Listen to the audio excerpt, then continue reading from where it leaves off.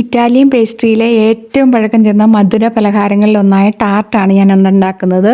ഇതിൻ്റെ പേര് കേട്ട് ആരും പേടിക്കുകയൊന്നും വേണ്ട. ഇത് വളരെ സിമ്പിളാണ്, വളരെ ടേസ്റ്റിയാണ്, പെട്ടെന്ന് ഉണ്ടാക്കിയെടുക്കാവുന്നതാണ്. ഇതിന് വേണ്ടിയിട്ട് ആദ്യം നമ്മൾ ചെയ്യേണ്ടത് ഷോർട്ട് ക്രസ്റ്റ് പേസ്ട്രി മാവിൻ്റെ ഒരു ബേസ് ഉണ്ടാക്കിയെടുക്കുക. അതിൻ്റെ മേലിലോട്ട് നമുക്ക് ജാമോ ചോക്ലേറ്റോ ചീസോ അങ്ങനെയുള്ളതായിട്ട് നിറയ്ക്കുക.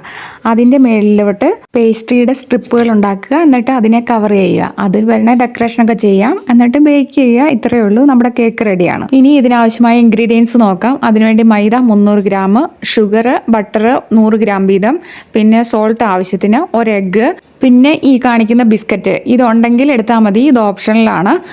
പിന്നെ നമുക്ക് വേണ്ടത് ഇത് നമ്മുടെ ജാം. ഇത് ഞാൻ അത്തിപ്പഴം കൊണ്ടുള്ള ജാമാണ് എടുത്തേക്കുന്നത്. പിന്നെ ഞാൻ ഈ കാണിക്കുന്നത് ഇവിടെ എടുത്തേക്കുന്ന മാവാണ്. അത് പേസ്ട്രിക്ക് വേണ്ടി തന്നെ വരുന്നൊരു മൈദാ മാവാണ്.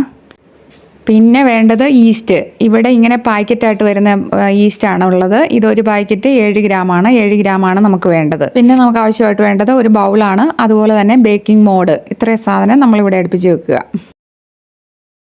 ഇതിന് തന്നെ നമുക്ക് ബൗളിനകത്തോട്ട് ഒരു മുട്ട പൊട്ടിച്ചൊഴിക്കുക. അതിനുശേഷം നമ്മൾ എടുത്ത് വെച്ചേക്കുന്ന 100 ഗ്രാം ബട്ടറും 100 ഗ്രാം ഷുഗർ കൂടി ഇട്ട് നല്ലോണം മിക്സ് ചെയ്യുക.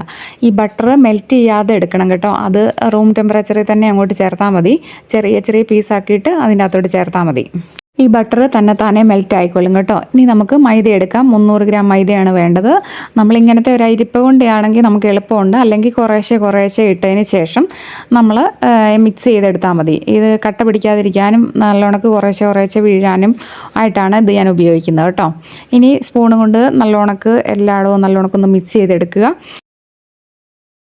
ഇനി നമുക്ക് ഈസ്റ്റ് ചേർക്കേണ്ട സമയമായിട്ടുണ്ട്. ഞാൻ ഈ പാക്കറ്റ് മൊത്തം ഇടുന്നുണ്ട് കേട്ടോ. ഇനി നമുക്ക് അടുത്തതായിട്ട് ചേർക്കാനുള്ളത് സോൾട്ടാണ്. ഇതൊരു 1/4 ടീസ്പൂൺ മതിയേ.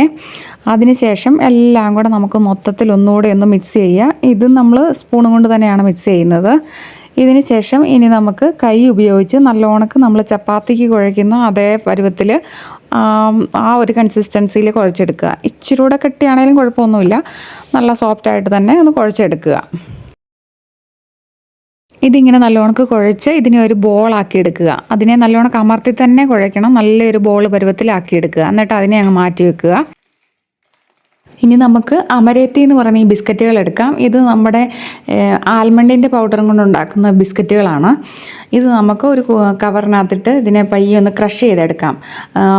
ഒത്തിരി പൊടിഞ്ഞ് പോകരുത്, ജസ്റ്റ് ഒന്ന് ക്രഷ് ചെയ്തെടുത്താൽ മതി. ഇത് ഏകദേശം റെഡി ആയിട്ടുണ്ട്. അധികം പൊടിഞ്ഞു പോകാതെ എന്നാൽ കുറച്ച് തരിയായിട്ട് കിടക്കുന്ന രീതിയിൽ. ഇനി നമുക്ക് നമ്മുടെ ബട്ടർ പേപ്പറാണ് വേണ്ടത്. ഇതിൻ്റെ അളവ് നമ്മുടെ ബേക്കിംഗ് മോൾഡിൻ്റെ അതിൻ്റെ അകത്ത് ഇറങ്ങിയിരിക്കത്ത രീതിയിലുള്ള വലിപ്പത്തിൽ വേണം നമ്മൾ കട്ട് ചെയ്തെടുക്കാൻ. ഇനി നമ്മുടെ മാവ് അതിനെ 2ആയിട്ട് ഭാഗിച്ചെടുക്കുക. ഒരെണ്ണം ഇച്ചിരി കൂടുതൽ മുഴുപ്പുണ്ടെങ്കിലും കുഴപ്പമൊന്നുമില്ല. അതിനുശേഷം ആ ബട്ടർ പേപ്പറിലോട്ട് നമുക്ക് കുറച്ച് മൈദാപ്പൊടി ഇങ്ങനെ വിതറിയെടുക്കാം. കാരണം ഇതിനി നമുക്ക് പരത്തിയെടുക്കേണ്ട ഇതിൻ്റെ മേളിൽ വെച്ചാണ്. ഇപ്പം നമ്മൾ മാവ് 2ആയിട്ട് ഭാഗിച്ചതിൽ ആദ്യത്തെ ഭാഗം എടുത്ത് ഈ ബട്ടർ പേപ്പറിൻ്റെ മണ്ടയിലോട്ട് നമ്മൾ കൈ കൊണ്ട് തന്നെ ഒന്ന് പരത്തുക. അതിനുശേഷം നമ്മുടെ ചപ്പാത്തിയുടെ റോളർ വെച്ച് വീണ്ടും പരത്തുക. ഏകദേശം ഒരു 2 ചപ്പാത്തിയുടെ കനത്തിൽ നമുക്ക് പരത്തിയെടുക്കുക. ഷേപ്പൊന്നും നോക്കേണ്ട ആവശ്യമൊന്നുമില്ല. അങ്ങനെ പരത്തിയെടുത്തതിന് ശേഷം ബേക്കിംഗ് മോഡിനകത്തോട്ട് നമ്മൾ ഇറക്കി വെക്കുക. പേടിക്കൊന്നും വേണ്ട, അത് നല്ല ഇറങ്ങി വരുന്ന പോലെ മതി. പിന്നെ നമുക്ക് നല്ലോണക്ക് കൈ കൊണ്ട് ഇങ്ങനെ ഷേപ്പ് ചെയ്തെടുത്താൽ മതി. ഒരു കുറച്ച് മേലോട്ട് കനം വേണം, ഒരു 1/2 ഇഞ്ച് കനം വേണം. ഇനി നമുക്ക് എക്സ്ട്രാ ആയിട്ടുള്ള പേപ്പർ മുഴുവനും കട്ട് ചെയ്ത് കളയാം. നല്ല വട്ടത്തിൽ നല്ല വൃത്തിയാക്കി കണ്ടിച്ചെടുക്കുക. അതിനുശേഷം നമ്മുടെ പേസ്ട്രി ഷീറ്റ് നല്ലോണക്ക് നമ്മുടെ ബേക്കിംഗ് മോൾഡിനോട് ചേർത്തൊക്കെ വരത്തിയ രീതിയിൽ നല്ലോണക്ക് എല്ലായിടത്തും ഒരുപോലെ ഒന്ന് അമർത്തി എല്ലായിടത്തും ഒരേ ലെവലിലാക്കുക. ഇനി നമ്മുടെ ഈ പേസ്ട്രി ഷീറ്റിലാണ് നമ്മൾ ഫില്ല് ചെയ്യേണ്ടത്. ഇവിടെ ഞാൻ ഉപയോഗിക്കുന്ന അത്തിപ്പഴത്തിൻ്റെ ജാമാണ്. ഇവിടെ ഇത് ഞാൻ തന്നെ ഉണ്ടാക്കിയതാണ്. ഇതിന് പകരം നമുക്ക് ചോക്ലേറ്റോ ചീസോ അങ്ങനെ എന്ത് വേണമെങ്കിലും നമുക്ക് ഉപയോഗിക്കാം കേട്ടോ. അപ്പം നമ്മുടെ ജാമ് എല്ലായിടത്തും ഒരേ കനത്തിൽ തന്നെ നല്ല കനത്തിൽ തന്നെ സ്പ്രെഡ് ചെയ്യുക. ഏകദേശം ഞാൻ 100 ഗ്രാം ചേർത്തിട്ടുണ്ട്. ഇനി നമ്മുടെ ബിസ്ക്കറ്റ് എടുത്ത് എല്ലായിടത്തും നല്ലോണക്ക് വിതറിയിടുക. ഇത് നല്ലൊരു ക്രഞ്ചി ഫീലിംഗ് നമുക്ക് തരും കേട്ടോ. ഇനി നമുക്ക് നമ്മുടെ രണ്ടാമത്തെ പകുതി മാവിൻ്റെ പകുതി എടുത്ത് ചെറിയ തരികൾ പോലെ ചെറിയ കുഞ്ഞു ഉരുളകളാക്കി ഇങ്ങനെ വിതറിയിടുക. എല്ലായിടത്തും തന്നെ വിതറിയിടുക. കണ്ടോ, താഴെയുള്ള ജാമിനെ കാണാതെ കംപ്ലീറ്റ് കവർ ചെയ്ത രീതിയിൽ ഇങ്ങനെ ആക്കുക. ഇവിടം കൊണ്ട് നമ്മുടെ മെയിൻ ആയിട്ടുള്ള പണികളൊക്കെ തീർന്നു. ഇനി നമുക്ക് 180 ഡിഗ്രി പ്രീ ഹീറ്റ് ആയിട്ടുള്ള അവൻ്റെ അകത്തോട്ട് നമുക്കൊരു 35 മുതൽ 40 മിനിറ്റ് വരെ ബേക്ക് ചെയ്യാനായിട്ട് വെക്കാം. ഇത് നമ്മുടെ ക്രൊസ്താത്ത, ഇവിടെ ഇറ്റാലിയനിൽ ക്രൊസ്താത്ത എന്നാണ് ഇതിന് പറയുന്നത്. ഇവിടെ റെഡി ആയിട്ടുണ്ട്. നല്ല സൂക്ഷിച്ച് വേണം കേട്ടോ ചെയ്യാൻ.